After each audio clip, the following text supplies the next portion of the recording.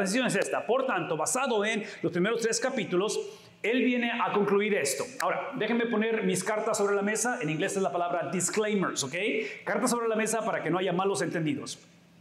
Cada vez que la Biblia nos da imperativos, mandatos, ordenanzas para hacer, siempre que la Biblia da un mandato, ese mandato nunca se deja a criterio de la iglesia o de la persona para saber cómo, cuándo o de qué manera obedecerlo. Y la manera en que la Biblia, o en este caso los apóstoles, van a cerrar la posibilidad de que sigamos o continuamos actuando en autonomía o en libertad o libertinaje. En otras palabras, es el clásico ateísmo práctico. Ateísmo práctico es cuando decimos, creo en Dios, siempre y cuando Dios entienda mi condición, entienda mi trasfondo, sepa de dónde vengo, quién fueron mis papás, a qué iglesia voy o iba. ¿Están escuchando el lenguaje? Donde estamos diciendo, si hay un Dios, pero si hay un Dios, ese Dios tiene que ser para mi beneplácito. Entonces, si Dios no hace lo que yo le digo, entonces Dios no existe. ¿Han escuchado esa conversación? ¿Han escuchado esa manera de pensar? Yo creo que todos pasamos por esa situación. ¿Saben cómo lo sé? Especialmente cuando estamos en el contexto de estas iglesias. La característica de esas iglesias son las iglesias de la dispersión. Esta es la parte norte de lo que es el país hoy en día conocido como Turquía. Y estas iglesias tienen conflicto interno entre ellos, y parte de ello, lo vamos a ver ahorita, es porque había mucha tensión, que sería racial, prejuicio, racismo entre ellos. La segunda cosa que las iglesias están en problemadas es porque había persecución, había bullying de parte de la cultura. Estaban llevando a cabo el evangelio en un contexto que era bastante hostil al evangelio. Y número 3, esta es probablemente la más difícil, la iglesia, aunque ellos no lo saben todavía, para la segunda epístola de Pedro, si ustedes la leen esa tarde y lean la epístola en una sentada, se van a dar cuenta que en la segunda carta sucede lo que Pedro les está advirtiendo. ¿Y qué es lo que está advirtiendo? Que la iglesia va hacia persecución extrema.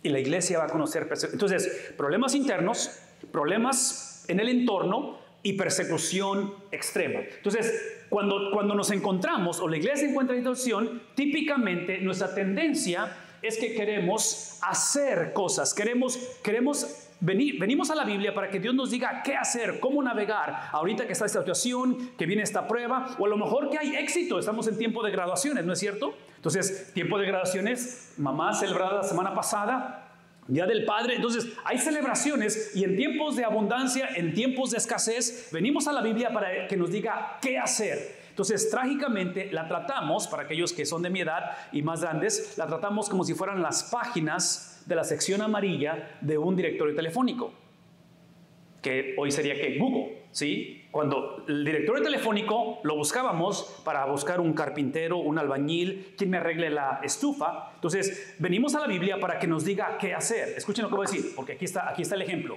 ¿sí? Para cuando la Biblia me dice qué hacer, la Biblia me presenta primero lo que Dios ha hecho. Entonces, lo que somos llamados a hacer está basado en lo que Dios, ¿qué cosa? Ha hecho. ¿Qué es lo que estoy diciendo? Lo que Dios ha hecho es simplemente la vida de una persona, y su nombre es Cristo.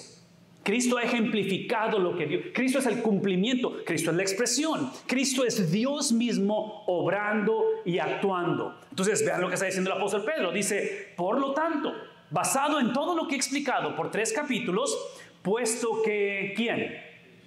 Sí, otra vez, no la iglesia, no el gobierno, no la familia, no el pastor, ni tú ni yo, sino Cristo ha padecido en la carne.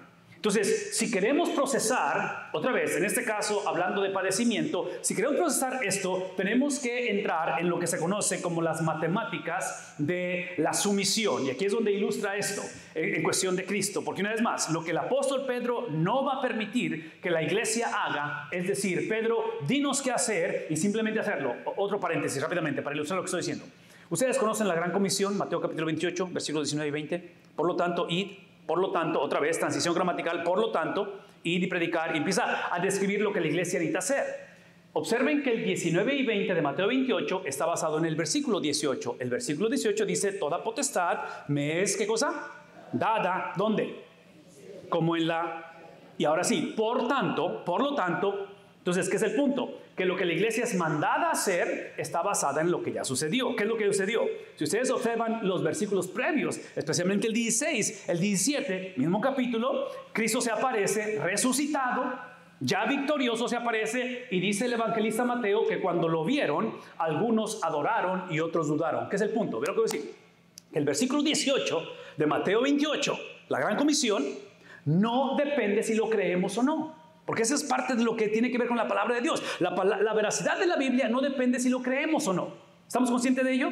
Y menciono esto porque hoy en día, ¿el punto qué es? El punto soy yo, el punto es lo que yo creo. El punto es conocerme a mí mismo, el punto es lo que yo siento, mi experiencia. No, el punto es Cristo. Y Pedro lo está diciendo. Por lo tanto, cuando hablamos de las matemáticas de la sumisión, que es lo que está aquí en la pantalla, quiero que piensen en términos de un pretzel. ¿Saben qué es un pretzel? Si no saben lo que es un pretzel, aquí está. Vamos a la siguiente. El pretzel básicamente es ese pan atractivo que a muchos nos gusta y que sé que algunos son salados, algunos son dulces, pero ese pretzel, el cual no aparece, ok, ¿lo conocen el pretzel o no lo conocen el pretzel? ¿Sí lo conocen el pretzel?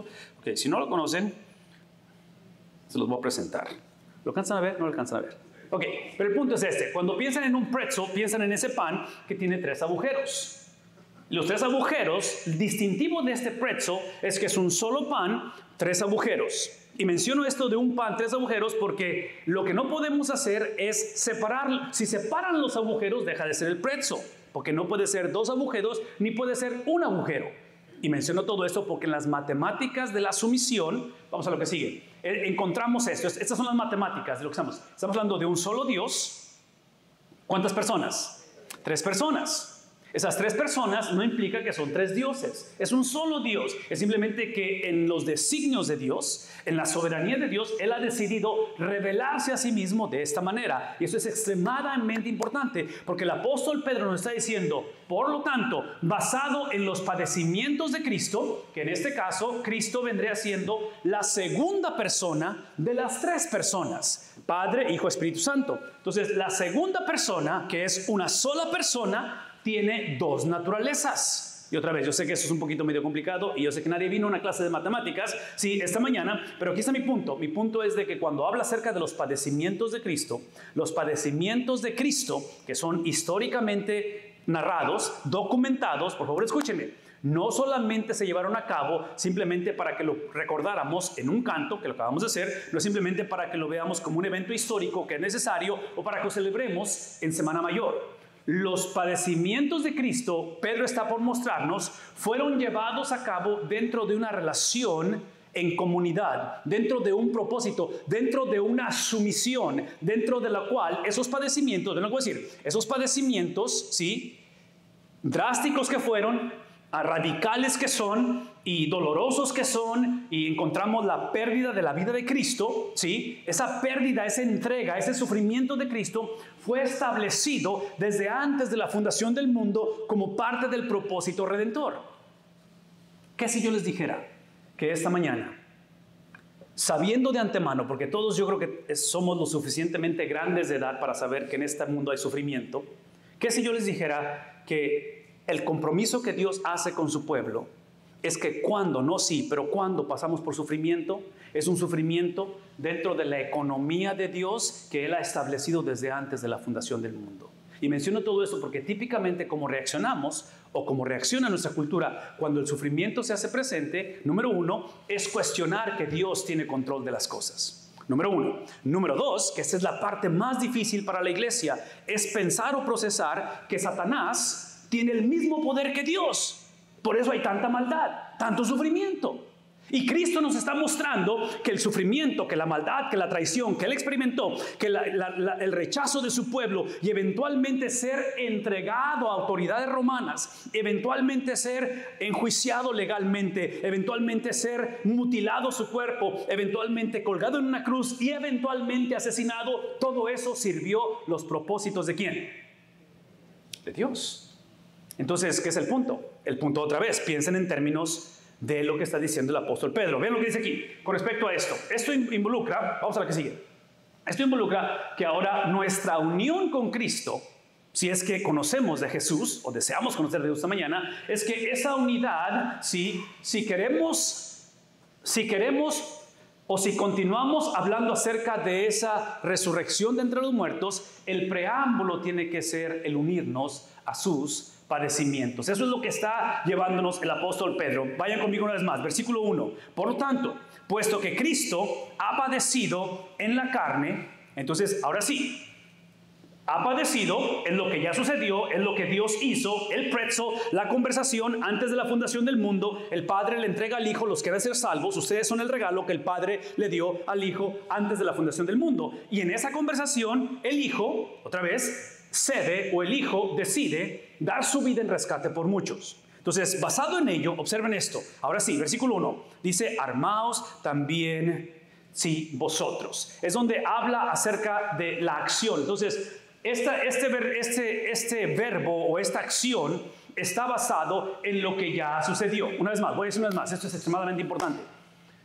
El problema de la iglesia hace 2000 años, y creo que es el problema de la iglesia 2000 años después, hoy en día, es que leemos mandatos como estos, de armarnos, y ahorita van a haber más mandatos, pero ignoramos lo que Cristo o lo que Dios ha hecho. Entonces, aquí es donde nos metemos en problemas, porque observen lo que va a suceder. Vamos a lo que sigue, por favor. Eso es lo que sucede, ¿sí? Cuando basamos nuestra acción, cuando basamos nuestra obediencia, e inclusive cuando basamos nuestra desobediencia, que sería lo opuesto, obediencia, desobediencia, cualquiera que sea, sí, esta obediencia está filtrada no a través de mis habilidades de armarme o de lidiar o de saber qué hacer o cómo navegar esto, porque cuando era joven ya aprendí. No, escuchen esto. Lo que hacemos está basado en lo que ya se hizo. Entonces, basado en la persona de Cristo, basado en la experiencia del Dios Trino, es que somos llamados a armarnos, que es el punto de que lo que está haciendo el apóstol Pedro es recordarle a la iglesia la conversación que Pedro tuvo con los discípulos, que se le llama la conversación de Cesarea de Filipo. Mateo capítulo 16. Literalmente Cristo yendo a Jerusalén, caminando donde no hay un retorno. Expressway, retorno, ¿saben dónde hay un retorno? Ya no hay retorno. ¿A qué va Cristo a Jerusalén? Va para ser entregado. Y en esa conversación Cristo, Mateo 16, les dice, ¿quién dice la gente que soy yo? ¿Quién dicen ustedes que soy yo? Y Pedro confiesa y dice, ¿tú eres qué? ¿Quién es él? El Cristo, el Hijo del Dios. ¿Qué es el punto? Aquí es el punto. Que en esa conversación, basada en la confesión de Pedro, que Cristo le dice, no te lo reveló ni carne ni sangre, es que bajo esa afirmación revelada por el Padre, ¿adivines qué? Yo voy a edificar, ¿qué cosa? Mi iglesia, y las puertas del Hades. Entonces el punto es este. El punto es de que en esa conversación, en esa confesión, literalmente lo que Cristo hace es que posiciona a la iglesia no en la defensiva, pero en la, dígalo conmigo, ¿qué cosa? Ofensiva. Entonces, cuando hablamos acerca, el apóstol Pedro describiendo el por tanto, vamos a la que sigue. En el por tanto, sí, observen, Cristo ha padecido. El padecimiento de Cristo, que es el preámbulo a su resurrección, ¿estamos conscientes de ello? Una vez más, el padecimiento era necesario para que hubiera resurrección. El padecimiento era necesario porque el padecimiento era la satisfacción de las demandas del Padre. Como el Padre es justo, el Padre es santo, la santidad de Dios fue violada en Génesis capítulo 3, el Padre requería que alguien trajera esa restitución de las cosas. El padecimiento de Cristo es el preámbulo a la resurrección. Cuando Cristo resucita de entre los muertos, que lo acabamos de cantar, es que ahora Él nos posiciona, nos posiciona no en una condición donde estamos inmunes de padecimiento, simplemente que ahora nos da la habilidad de procesar el padecimiento no desde una perspectiva de defendernos de Satanás, pero es de atacar a Satanás. ¿Vemos la diferencia? No es más. Entonces, ¿cómo lo sé eso? Porque en Mateo 16, Él dice que las puertas del Hades, entonces, en otras palabras, ¿sí? Nosotros cuando enfrentamos la dificultad, cuando enfrentamos la tentación, cuando enfrentamos los problemas, escúchenme por favor, no los enfrentamos hacia una victoria, los enfrentamos desde su victoria. Si yo les invitara esta mañana a ver un partido de fútbol americano o no sé qué, para mí el básquetbol me gusta mucho, ahorita están los famosos playoffs, pero si les invitara, ¿sí? Anoche que perdieron los Lakers, ya perdieron, pero podemos ver el partido otra vez. ¿Me explico? Lo podemos ver otra vez y lo podemos ver 4 veces y lo que no va a cambiar es ¿qué cosa? El marcador. Entonces, la vida cristiana es jugar el partido con el marcador ya establecido. ¿Captamos eso? No es más, pero hay que jugar. Y en el juego, adivinen qué, va a haber padecimientos. Pero esos padecimientos, por lo que estamos leyendo, aparentemente tienen un propósito. Otra vez, nos ha posicionado en una situación ofensiva, de tal manera que armamos también. Esto es extremadamente importante, esta palabra. Yo sé que ese es el español del castellano, pero observen que no está diciendo ármate. ¿Pero es qué cosa? Entonces, vean lo que voy a decir. Parte de la estrategia ofensiva de ataque contra las huestes de maldad nunca es individualmente. Es en manera, ¿qué cosa? Colectiva. ¿Por qué? Porque las llaves del reino que él entregó en Mateo 16, cuando dijo que las puertas del Hades no prevalecerán contra ella, adivinen a quién le entregó las llaves. No fue a los apóstoles. ¿A quién fue? Fue a la iglesia. ¿Qué es el punto? De que la iglesia no es opcional para la vida. Yo argumentaría que un cristiano sin iglesia es una contradicción de términos. Ese es mi punto. Y el punto aquí es que un cristiano sin iglesia típicamente enfrenta los problemas no tanto desde la victoria de Cristo, pero los enfrenta, ¿qué cosa? Sí, el cristiano sin iglesia enfrenta los problemas pensando que su función es vencer, es salir victorioso. No. La única persona que ha salido victoriosa, su nombre es... Véame tantito. Y otra vez, voy a hacer un paréntesis, espero que me vuelvas a invitar después de lo que voy a decir, ¿ok? Vean lo que voy a decir. Trágicamente, la mayoría de la predicación hoy en día es extremadamente moralista. Y voy a ejemplificarlo, ¿sí? Si ustedes leen la historia de David y Goliat, capítulo 17, 1 de Samuel, David y Goliat, se van a dar cuenta que típicamente la gente lee un documento histórico, el caso de Samuel, historia, y tratamos de sacar principios moralistas que podamos llevar a cabo. Y decimos, si tienes la valentía de David, tienes la audacia de David, tienes la determinación de David, ¿escuchan lo que estoy diciendo? Vas a poder vencer, ¿qué cosa? Cualquier gigante, no importa, pon tu fe ¿en quién? En Cristo. No, escuchen. El principio de la historia de David y Goliat no es que tú eres David o yo soy David y podemos en Cristo tumbar gigantes. El principio de la historia de David es que literalmente David es el prototipo del hijo de David, que su nombre es Cristo. En la historia, si quieren ver y ejemplificar, Cristo es David. Obviamente el Goliat o los filisteos, Satanás. Y adivinen quiénes somos nosotros. Nosotros somos el pueblo de Israel, detrás de David, acobardados, paniqueados, no sabemos qué hacer. ¿No es tu historia y la mía? Entonces menciono eso porque el punto de la historia no somos nosotros, es literalmente la persona de Cristo. Y por eso es que está diciendo, sí, basado en el padecimiento de Cristo, armaos también vosotros con el mismo propósito. Y aquí es donde se pone la cosa un poquito complicada. ¿Cuál es el propósito de todo ello? Otra vez, regresen conmigo y vean lo que está en la pantalla. No, está bien ahí, en la pantalla. Piensen conmigo en el pretzel. Por favor, escuchen. Los padecimientos de Cristo fueron preestablecidos, predeterminados desde antes de la fundación del mundo. ¿Estamos conscientes de ello, hermanos? ¿No? ¿Sí? ¿Conmigo? ¿Sí? Háblenme. Sí, por favor. O sea, Cristo no estaba a merced de la suerte, del destino, del a ver qué sucedía, de a ver quién lo aceptaba, quién lo rechazaba. Todo estuvo predeterminado a través del plan redentor de Cristo, a través del plan redentor del Padre. Menciono todo esto porque dentro del propósito, ¿sí? Dentro de nuestro llamado, el ser posicionados, no tanto en una actitud defensiva, pero ¿cuál es la posición? Ofensiva. No peleamos hacia la victoria, peleamos ¿qué cosa? Desde su victoria. Escuchen eso. Esta cuestión de los sufrimientos es parte del proceso. Es parte del plan redentor de Dios. ¿Qué es la diferencia? Qué bueno que me preguntaron. Aquí está la diferencia. La diferencia, el punto no es si vamos a sufrir. Ese no es el punto. Eso ya lo sabemos, ¿no es cierto? La única pregunta, esa es la pregunta, y por eso está diciendo el apóstol Pedro que sea bajo el mismo propósito, es si el Padre va a ser nuestro... ¿Qué es la palabra en inglés? ¿Esa palabra cómo se dice en inglés? ¿Cosigner? ¿Han escuchado eso de cosigner? ¿Qué es un aval? En otras palabras, el apóstol Pedro está diciendo a la iglesia, si Cristo es el ejemplo, lo cual involucró padecimientos, ¿verdad?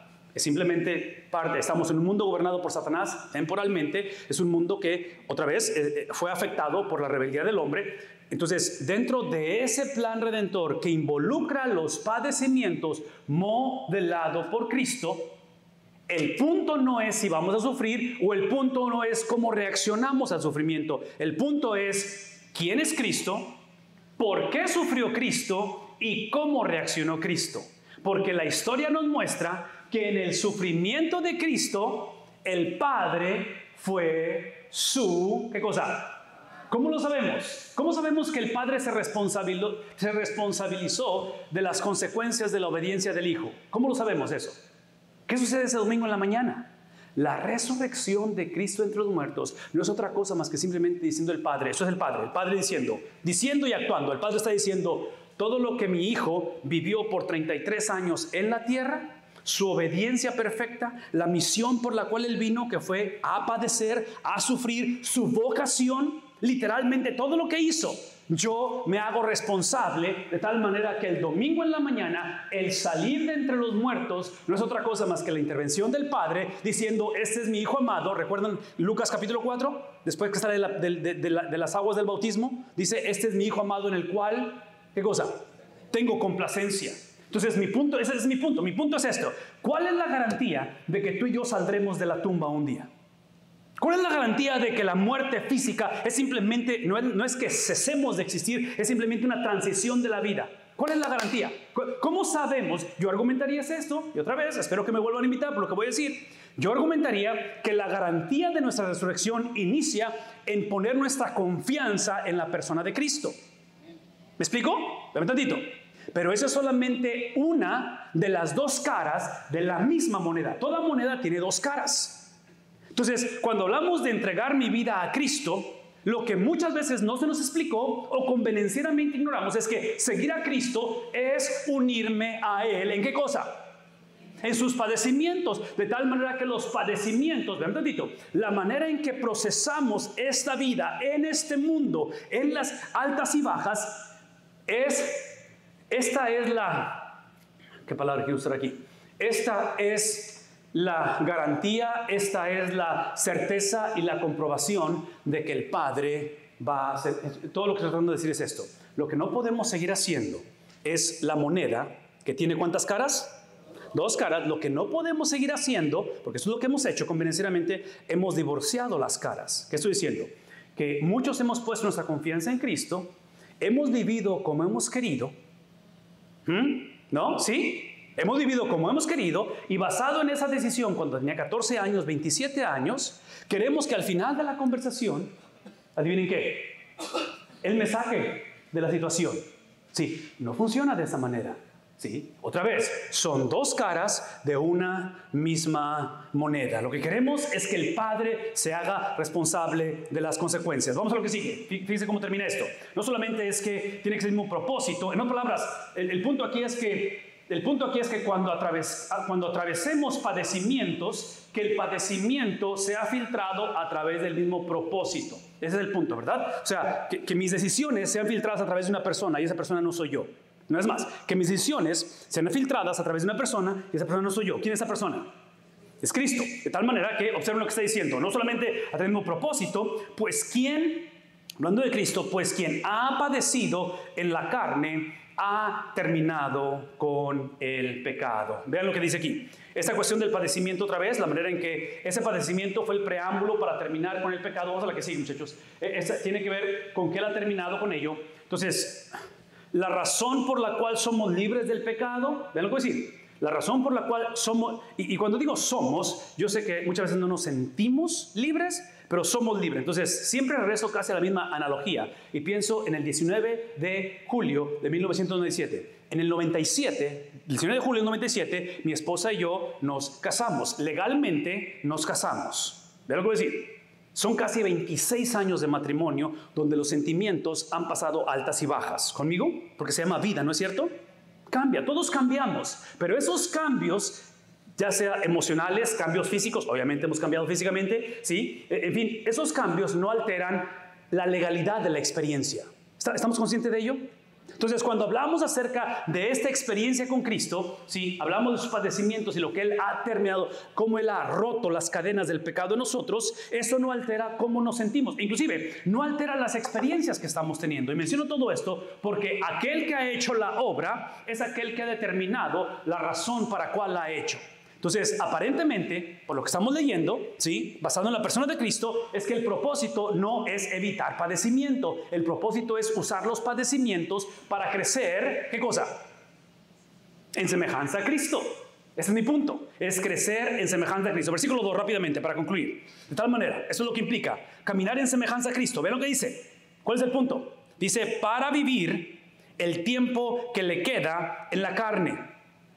De tal manera que no ya para las pasiones humanas. Entonces, lo que Pedro está describiendo aquí, y se considera como una de las evidencias internas, vamos a lo que sigue, muchachos, es una de las evidencias posiblemente internas dentro de la carta, es de que estas iglesias estaban compuestas de gentiles, lo cual es extremadamente importante. Donde tienes, otra vez, al principio hablé acerca de que había conflicto entre ellos, porque la iglesia está compuesta de judíos y no judíos, y donde hay judíos con no judíos, hay pleito. Entonces, esta cuestión de situaciones que había, por favor, ven un tantito, sí, es la clásica situación donde cuando desconocemos lo que Cristo ha hecho, ¿ya lo que voy a decir? Cuando desconocemos lo que Cristo, cuando desconocemos o ignoramos el evangelio, por inercia, en inglés es la palabra default, por inercia, cuando ignoramos a Cristo y lo que Él es, lo que ha hecho, la atención está puesta ¿en quién? En mí. Yo me convierto en el David de la historia. ¿Recuerdan lo que dije de David y Goliat? Yo me hago el David de la historia. Yo empiezo a caminar con un sentido de, la palabra es entitlement, donde yo pienso que mis credenciales, mi historia, mi longevidad, mi tenure que llamamos, ¿sí?, son las insignias que me corresponden, donde más vale que Dios. Menciono todo esto por lo siguiente. Estoy mencionando todo esto porque dentro del contexto que está aquí, dentro de la lucha que hay, ¿sí?, dentro de la iglesia, trágicamente ellos están olvidando esto. Vamos a lo que sigue, por favor. Basado en lo que Cristo ha hecho de romper las cadenas del pecado, vean lo que sucede. Ahora la vida en Cristo, que inició en una experiencia como el matrimonio inició en un día específico, ¿verdad? Hay un día en el cual legalmente nos unimos, legalmente marido y mujer, legalmente, pero esa legalidad, ese 19 de julio, se ha convertido en un estilo de vida. ¿Captamos esto? Entonces, ¿cuál de las dos es? Una vez más, son las dos caras de una sola moneda. Basado en ello, encontramos que es una vida continua en Cristo. ¿Cuál es la implicación?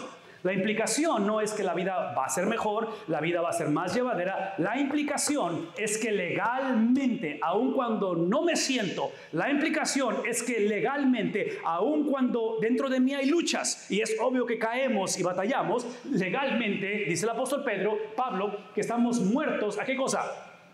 Al pecado, que estamos muertos a nosotros mismos y que estamos muertos ¿a qué cosa? A la ley. ¿Qué implica ello? Eso es lo que implica. Siguiente, por favor. Que mi relación con el pecado, basado en los padecimientos de Cristo, es esta. Oh, no aparecen fotos, ¿verdad? Ok. Déjenme ver si les puedo mostrar la foto. Que traigo fotos, pero aparentemente no salen las fotos. No sé si se alcanzan a ver mis fotos, pero esto es lo que implica. Es un ataúd. La relación que yo tengo con el pecado, legalmente hablando, es un ataúd. Legalmente el pecado ha sido puesto en un ataúd. Y otra vez, el Señor me ha concedido pastorear por más de 30 años y me ha tocado hacer muchos funerales. Y en los 30 años de hacer funerales, nunca he estado en un funeral, y espero nunca estar en un funeral, donde el cuerpo o el cadáver que está en el ataúd se ha movido. Porque si el cadáver se mueve, ahí se acaba el culto. No me voy a quedar a investigar por qué se movió. No me voy a poner a hacer preguntas o a tomarme selfies con el cadáver, porque un cadáver no debe, ¿qué cosa? No se mueve. ¿Por qué? ¿Por qué no se mueve? Porque no tiene vida. Eso es lo que el apóstol Pedro y Pablo nos va a enseñar, que es mi relación con el pecado. No debe de haber movimiento. La pregunta es entonces, ¿por qué? Qué bueno que me preguntaron. Vamos a lo que sigue. Esta es la cuestión. En cuestión de Romanos 8:1 habla de que mi relación con el pecado es en la cual, otra vez, estamos muertos a ese pecado. ¿Qué es lo que implica? Eso es lo que implica. La razón por qué estamos muertos al pecado no es porque aprendimos, no es porque toqué fondo ya. No. La razón, observen esto, lenguaje de legalidad. Ok, cuando uso la palabra legalidad, lo que estoy implicando es que no tiene nada que ver con mi ayuda. No tiene nada que ver con mis deseos, con la consejería que recibí, con mis estudios o experiencia. Porque eso es el evangelio. El evangelio es lo que Dios hace sin mi ayuda. Si yo colaboro, ya no es evangelio, ¿verdad? Porque es por gracia que somos salvos, que es el punto. Observen lo que dice Pablo. No hay, ¿qué cosa? No hay condenación. Pero aquí está el catch, ese es el catch, porque sin lo que vamos a leer sería universalismo. Universalismo es que dice todos van al cielo. No hay condenación para, ¿qué cosa? Los que estamos en Cristo. Entonces, una vez más, son las dos caras de la misma moneda. Y esto es extremadamente importante por lo siguiente. Vamos a lo que sigue. Es porque la vida, literalmente, la vida ha sido legalmente poseída, ha sido tomada. ¿Por quién? Por Cristo. De tal manera que esto lo que implica, hay una nueva relación con el pecado. Y eso es lo que implica. Vamos a aprender. Sí, la nueva relación con el pecado es que cuando fuimos salvos, cuando fuimos justificados, fuimos libres de la, dígalo conmigo, ¿de qué cosa? Sí, no hay condenación. Literalmente somos libres del pecado, de la condenación, de la opresión. ¿Qué implica ello? Escuchen decir. La implicación es que si esto es cierto, si somos libres del pecado, de la esclavitud o de la legalidad del pecado, eso implica que cuando pecamos lo hacemos porque queremos, no porque tenemos. ¿Vemos la diferencia? Una persona sin Cristo no tiene opción, tiene que pecar. Una persona en Cristo, adivinen qué, es obvio que todavía pecamos, pero ¿por qué lo hacemos? ¿Por qué lo hacemos? Porque queremos, no porque tenemos. El punto es este, que ahora en la cuestión de caminar con Cristo, ¿sí? Lo que lidia es con él o la influencia del pecado. Entonces, ser salvo no implica que su influencia desaparece. Su influencia del pecado nos va a seguir hasta el día en que muramos. ¿Por qué? Porque hemos sido salvos, pero nuestra salvación no ha sido consumada. La consumación de las cosas cuando Él viene, por eso es que hablamos acerca de su glorificación, en la cual lo que va a desaparecer no es tanto su legalidad, porque se desapareció, no tanto su poder, porque cuando morimos se acabó todo, pero adivinen qué desaparece. Por primera vez en la vida conoceremos la ausencia del pecado. Escuchen lo que voy a decir. Esto que está en la pantalla no implica que somos casi salvos, medio salvos, parcialmente salvos. En Cristo somos completamente salvos, pero simultáneamente estamos siendo salvos y eventualmente seremos salvos. ¿Escucharon el lenguaje? Yo sé que es confuso, ¿verdad? Pero otra vez, completamente salvos. Y otra vez, piensen en el matrimonio. Legalmente hace 26 años nos casamos, legalmente casados. Pero por 26 años hemos estado construyendo una vida juntos. Hemos estado viviendo esa experiencia que inició a través de esa relación. Hermanos, déjenme decirles esto rápidamente. Lo que sigue es que toda persona, basado en lo que hemos hablado, que continúa haciendo las paces con el pecado, ¿cuál es su problema? Su problema no es el pecado. Su problema no es su actitud o su debilidad o sus vicios. ¿Cuál es su problema? Entonces, por eso es que regreso a lo que dije hace un momento. Hoy en día la iglesia está sufriendo mucho, como hace 2000 años, porque lo que continúa empujando a las iglesias hoy en día, y mucha de la predicación es una predicación moralista, que lo que quiere es instruir a la iglesia en cómo lidiar con el pecado. Por favor, se lo voy a decir una vez más. La relación con el pecado inicia de una perspectiva legal, no de una perspectiva de conducta. Entonces, el problema del ser humano no es lo que hacemos, es lo que somos. ¿Sí? ¿No? Conmigo. Mis mentiras no me hacen, ¿qué cosa? Mentiroso. Es porque soy mentiroso, esa es la razón por la que miento. Entonces, mucha de la predicación hoy en día en las iglesias está basada en cómo minimizar o cómo cambiar o quitar el hábito de echar mentiras. Y mi argumento va a ser esto. No. Mis acciones, que son importantes, están basadas en lo que somos. Entonces, por eso es que en cuestión, si nuestro pecado es habitual y no lo confesamos y no hay esa convicción, probablemente el problema es que no estamos, ¿en dónde? En Cristo. El problema es salvación, el problema es falta de salvación. Por eso está diciendo el versículo 2, vean lo que dice, para concluir, dice, para vivir el tiempo que le queda en la carne, no ya para las pasiones humanas, sino para la voluntad de Dios. El punto que quiero que se lleven aquí es la voluntad de Dios. Ven el contraste que está diciendo, el contraste de todo esto en cuestión de cómo dejemos de vivir en la carne, cómo no más las pasiones del mundo, sí, el contraste, el antídoto es la voluntad de Dios. La voluntad de Dios ha sido revelada, vean esto, lo que sigue, revelada a través de la palabra escrita. Sí, fuimos salvos, esa es la voluntad de Dios. La voluntad de Dios, una vez más, ¿es qué cosa? Es la palabra. No hay misterio por qué somos salvos. No hay misterio el propósito de la salvación. No hay misterio hacia dónde va esto. El problema de la mayoría de nosotros es que lo que sabemos de la palabra escrita es lo que otros nos dicen de la palabra escrita.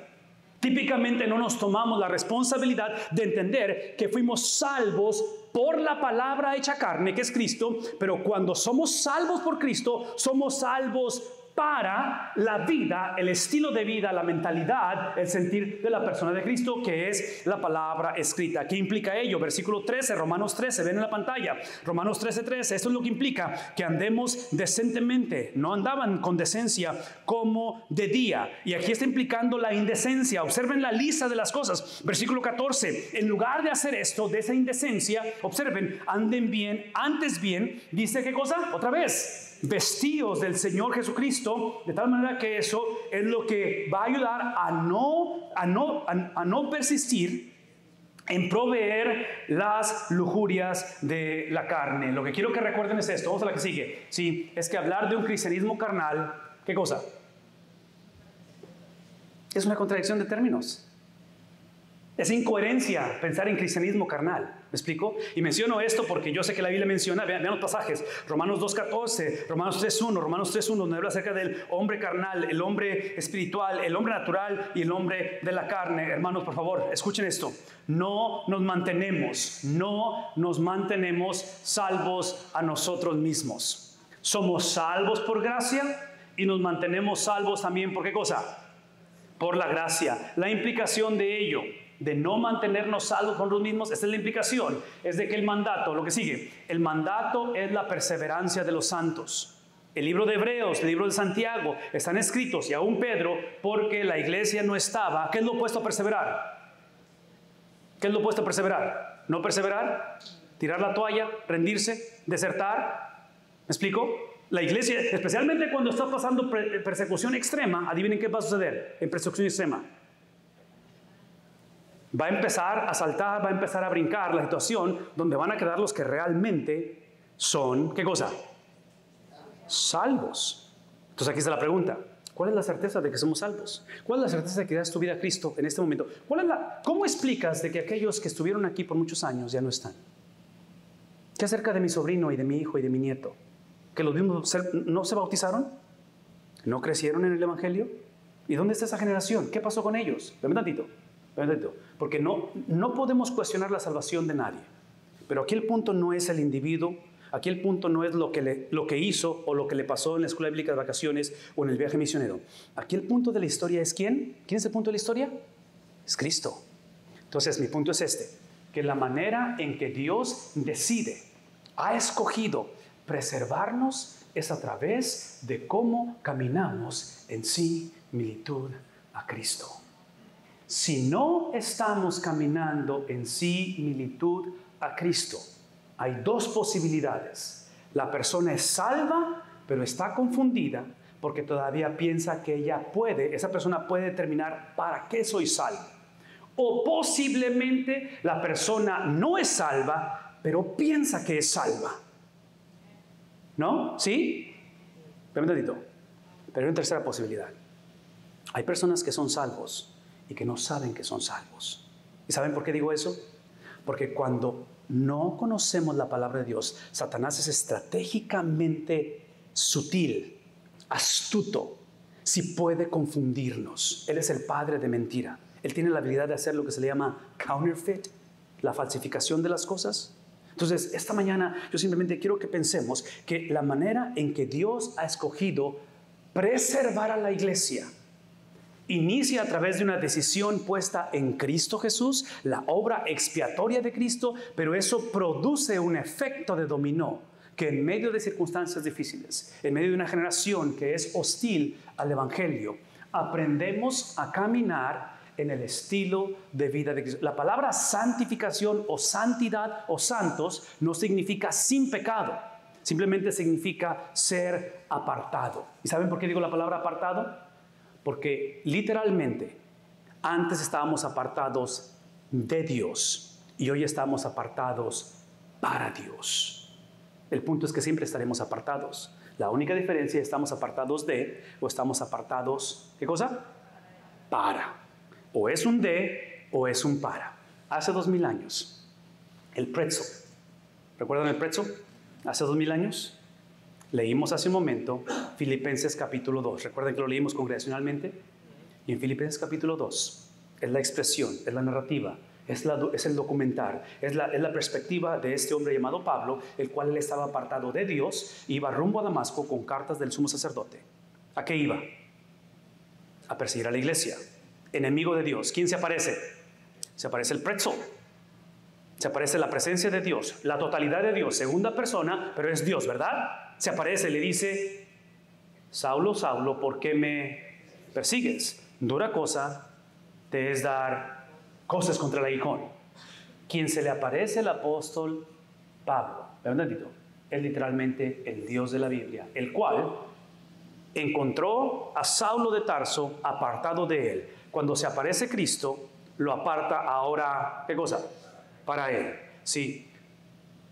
La conversión del apóstol Pablo no fue el producto de una campaña evangelística de ministerios de la iglesia, fue la presencia de Cristo, creando y transformando literalmente el corazón de este hombre, que eventualmente se refleja en su estilo de vida. Vean tantito.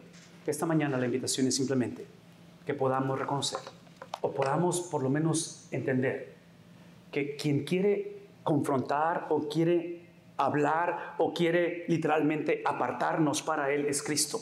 Y menciono esto porque yo sé que esta mañana estamos tratando, nuestros graduados, o sea, están graduando de escuelas, de universidades, tratando de hacer, y hay que hacer cosas, pero el hacer viene de parte de lo que ya se hizo. Cristo literalmente fue apartado del Padre, separado del Padre. El que no conoció pecado por nosotros, ¿qué cosa? Se hizo pecado. Estando en la cruz clamó y dijo: ¿por qué me has desamparado? Y eventualmente Cristo literalmente sintió, absorbió el pecado de la humanidad y dijo: consumado, ¿qué cosa? Consumado es. Entonces, la separación, el abandono del Hijo es lo que produce ser apartado para el Hijo. ¿Ven lo que está pasando aquí? Porque si no consideramos lo que le pasó a Cristo, vamos a continuar diciendo y pensando que todo lo que tenemos que hacer es aprender de los errores del pasado, cambiar nuestra manera de ser, venir a la iglesia y aprender la Biblia. Si eso es moralismo, eso es moralismo. Tenemos que iniciar con lo que le pasó a Cristo. ¿Qué le pasó a Cristo? A Cristo lo que le sucedió es que, buscando el apoyo de sus seguidores, buscando la intimidad de su gente, lo abandonaron, lo traicionaron, y en su abandono clamó al Padre. ¿Qué hizo el Padre? Literalmente lo abandonó, porque el Hijo tenía que ser abandonado para que su iglesia fuese aceptada. ¿Vemos la diferencia? Es la manera en que iniciamos la conversación. Inició a través del padecimiento de Cristo. El padecimiento de Cristo es la garantía de que esta mañana tenemos acceso a ese Padre Celestial.